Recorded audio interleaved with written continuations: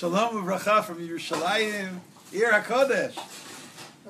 This evening, with the help of God, we are privileged to study in our second Haftarah series. We are studying this evening a section of the Haftarah of the weekly portion. This week, the Haftarah of Parashat Ki-Teitzei. Our Haftarah is taken from the 54th chapter of Isaiah, one of the shorter Haftarah. We read from sentence 1 through sentence 10 of Isaiah 54.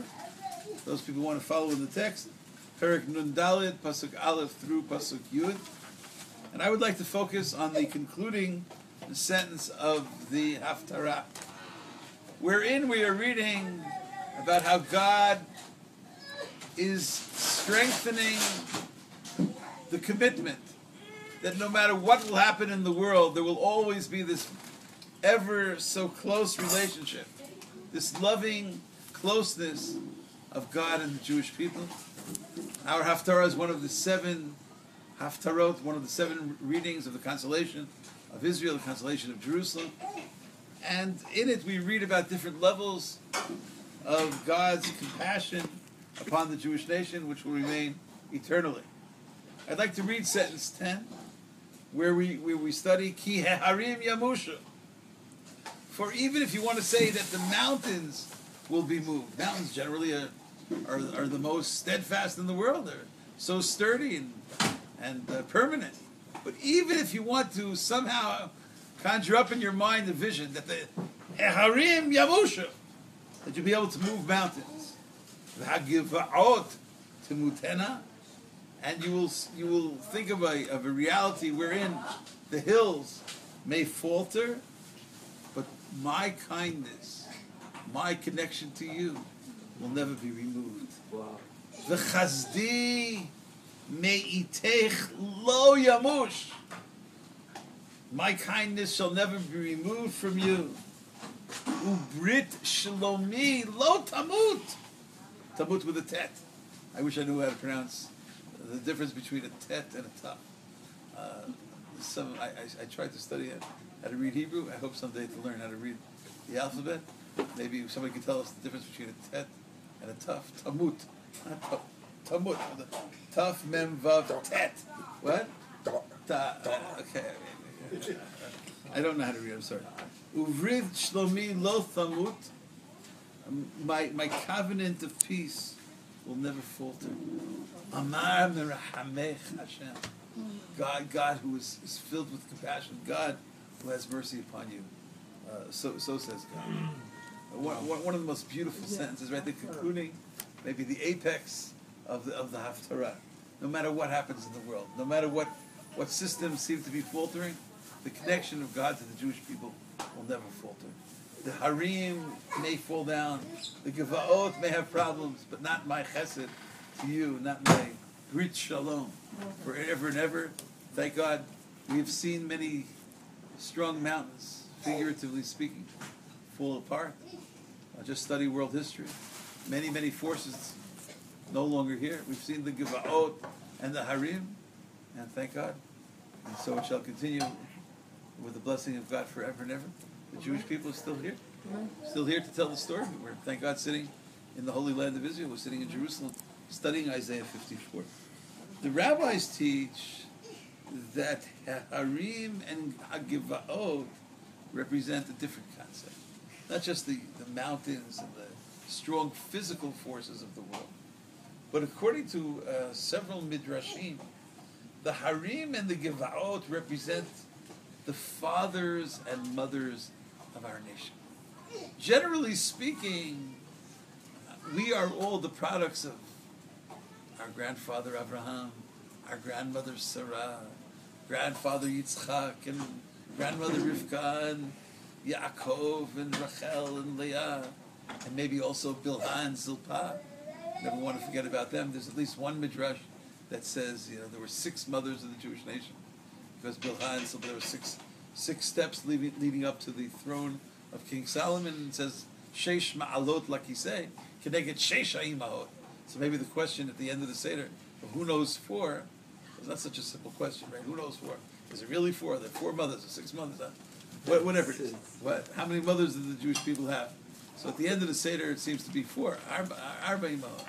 Is it really sheish imahot? Whatever. So even if you want to say that there'll be a certain point where the fathers and the mothers of the Jewish nation, that the zechut avot and the zechut imahot will no longer be enough to keep the Jewish people going. That's the way the Midrash says it. That's the way the Gemara in Talmud Yerushalmi, Sanhedrin, Perek Yud Halacha Aleph. That's the way we read in the Midrash, Vayikra Rabbah, Lamed Vav, in paragraph Hey or paragraph Vav. That's the way we read in Yalkut Shimoni, Chelik Bet, Remez Taf Ayin Zayin. And I want to read it before you. I want to read it with you. Ki harim yamushu v'hagvaot temutena. Rav Yehuda bar Hanan b'shem Rabbi Berechya. Im ra'ita zchut avot shabata. U'zchut imahot shenitmotata. If you see that there's no longer the level of blessing that will come from the fathers and the mothers of the Jewish nation, we've used it up, so to speak. Now, there's another opinion. The other opinion, the more well accepted opinion, is that you never can use up zchut avot, zchut imahot. It never stops. But this great rabbi teaches that even if theoretically you think that we no longer can rely upon the harim and the gevaot, figuratively speaking, the great mountains and hills of our nation, the fathers and mothers of our nation. So what should we do? We still have one effective tool which will keep us going forever. And that's chasdi me'itech lo yamush. If you're involved in chesed, if you're involved in acts of loving kindness, then that will keep the Jewish nation going forever and ever. He davek, says the Midrash, he davek b'gemilut chasadim. Connect yourself to actions of loving kindness. Hadahu d'chtiv, as it says in our Haftarah, as it says in our section, Ki harim yamushu elu ha'avot. That's a representation of the patriarchs of our nation. V'hagiva'ot timutena elu ha'imahot. That's the matriarchs. Those are the matriarchs of our nation. But v'chasdi me'itech lo yamush. It seems that if you follow chasdi, the simple interpretation of chasdi is the kindness that God bestows upon the Jewish nation. But the way the rabbis are learning in the Talmud Yerushalmi, the way the rabbis are learning in the Midrash and in the Yalkut, it means chasdi, if you follow my guidelines for what proper levels of kindness should be, my pathway of chesed, chasdi, not the chesed that I do, but the chesed that I want you to do, my attribute of loving kindness, if you carry that out, then Brit Shlomi lo tamut amar merachamei Hashem. That God says, you have compassion upon others, I will forever have compassion upon you. That which can keep going forever and ever, which will never be taken away from the Jewish people, will be chasdi, special and mercy and compassion to those who extend mercy and compassion to others. And perhaps we're just a few weeks before Rosh Hashanah. According to certain sources, one of the greatest ways to come before God and to plead our case as a nation, as a world, as a nation, as the nation of God, as individual members of the nation of God. Chesed is one of the most effective ways of preparing for Judgment Day. Chesed is one of the most effective ways of preparing for Yom Hadid. One of the forms of succeeding, Bezrat Hashem, everyone should be blessed with the sweetest year, with the happiest year, with the healthiest year. One of the forms of succeeding in having our prayers answered on Yom Hadin is to be involved in Chesed deeds, involved in acts of kindness. As the Midrash teaches in the Midrash on the book of Tehillim, it's called Shocher Tov, on chapter 65, on Mizmar Samachay. There's a discussion there of Ben Azai and Rabbi Akiva, two of the greatest Tanaim, where they quote verses, they quote scripture, they quote proof texts to say that if you want God to listen to your prayer, then be involved in Chesed. Mishahu Gomer Chesed Yehei mevusar shetehei tfilaton nishmat. If you're involved in the chesed, the chasdi meitech lo yamush. If you're involved in acts of chesed, ziru, as it says in the book of Hosea, Hosea chapter 10, verse 12. Ziru lachem l'tzedakah, kitzru lefi chesed, eit lidrosh et Hashem. Tzedakah is a form of sowing. Tzedakah, charity, is a form of planting. The results of the chesed will be that we reap these results in accordance with the chesed activities. Kitzru lefi chesed. The Midrash teaches that's if you want your prayer to be heard.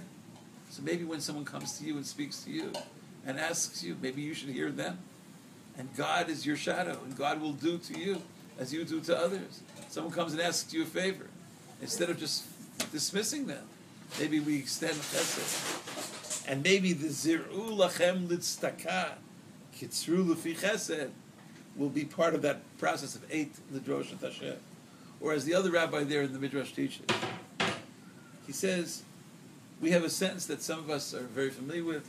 Some of us say it as we enter the synagogue. Many of us say it on the prayers, especially Shabbat afternoon.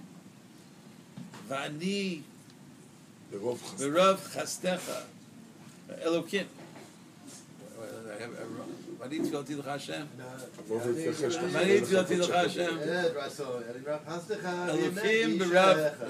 Elokim b'rav chastecha Aneni Be'emet Yishecha. Elokim b'rav chastecha. That's taken from the 69th chapter of Psalms, the 69th parak of Tehillim, verse 14. According to the Buber edition of the Midrash Tehillim, this is the proof text that was quoted. Elokim b'rav chastecha. Oh God, with the abundance of your chesed. Now again, your chesed, not the chesed that you do, but the chesed that you have taught us to do. Elokim b'rav chastecha. As a result of the abundance of chesed, Aneni be'emet Yishecha. Please answer us immediately with true salvation, because the attachment to chesed will bring about divine responses. Kol mishu gomel chesed yehi mevusar shetei tfilato nishmat. And that's the message in our Haftarah. Ki heharim yamushu, the last sentence of the Haftarah. Ki heharim yamushu, all the other forces in the world, maybe you can't rely upon. Maybe you can't rely upon Giva'ot, but there is one which is the most solid foundation, which we'd like to emphasize as a connection to our teaching of the Haftarah of Chasdi me'itech lo yamush. Never disassociate yourself from Chesed. Ubrit shlomi lo tamut amar merachamech Hashem. When we extend the rachamim, Kadosh Baruch Hu will extend rachamim to us. May we all learn in preparation for the great day of Rosh Hashanah. May we all learn in conjunction with the study of this Haftarah, each one in his or her own way, how to connect forever to Chasdi, to the Chesed which Hashem has taught us to follow. Thank you so much for listening.